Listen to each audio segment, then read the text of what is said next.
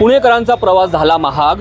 PMPL म्हणजेच पुणे महानगर परिमंडल लिमिटेडचे जे बसेस आहेत त्यांच्या दरवाढी त्यांचे जे तिकीट्स आहेत त्या तिकीट्समध्ये दरवाढ करण्यात आलेली आहे।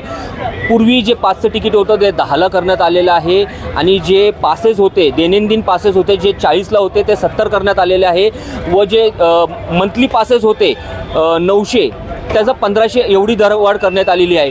ह्या सगळ्या अचानक झालेल्या दरवाढीमुळे पुणेकरांच्या खिशावर केवढा बोजा येतो हे आपण जाणून घेऊयात। बाबा, बसनी प्रवास करतात आपण? हो, यस। तुम्हाला माहिती आहे बसच्या जे तिकीट आहे त्याच्यात दरवाढी करण्यात आलेली आहे?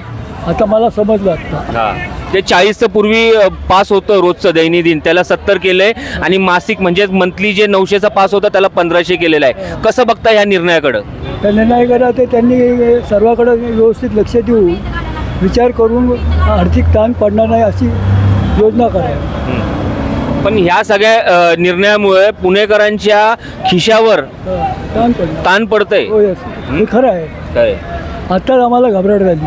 ॲक्च्युली ही महागाई तर खूप वाढलेली आहे याच्यामध्ये ना, यांनी दरवाढ करायला नको आहे। ॲक्च्युली ही खूप म्हणजे परवडेबल नाही आहे। पर डे जे प्रवास करतात त्यांच्यासाठी खूप क्रिटिकल आहे। काही बसेसच्या प्रवासी दरवाढ झालेली आहे, ह्या सगळ्या निर्णयाकडे कसं बघता? सगळे चुकीचेच निर्णय आहेत त्यांचे। आम्हाला परवडत नाही, पण काही मजबुरी ज्याला त्याला जावं लागतं। ज्याच्या त्याच्या मनानं जसं तर करायचं ते करतच नाही परवडत। आणि तशा बचेची पैसे वाढ केली ना तशी त्या बसेस म्हणजे सुविधा पण नाही आहेत। बसायला जागा भेटत नाही, इथून तिथून पार 25-30 किलोमीटरचा असं उभं राहून प्रवास करावा लागतो। इतका मोठा त्रास होतो त्याच्यामध्ये। तशी सुविधा पण देत नाहीयेत। सगळ्या गोष्टी चुकीच्या आहेत। सेविंग वगैरे काय कात्री लागते खिशाला? लागतेच ना, कात्री खिशाला लागायची ते लागतेच। इकडून नाही इकडून जातेच। See, I am a marketing person and the rate which was the daily pass was 40 rupees which has been changed to 90 rupees, which I will be facing difficulty because the management will tell we are spending 90 rupees per day for your expenses and what business you are giving. So what reply shall I give them? So this 40 to 50 would have been done, that is okay, but it has been doubling the amount of the 40 to 70. It nearly comes to ₹100. If the management is spending me 70 rupees per day, they will expect me a business of more than 10,000.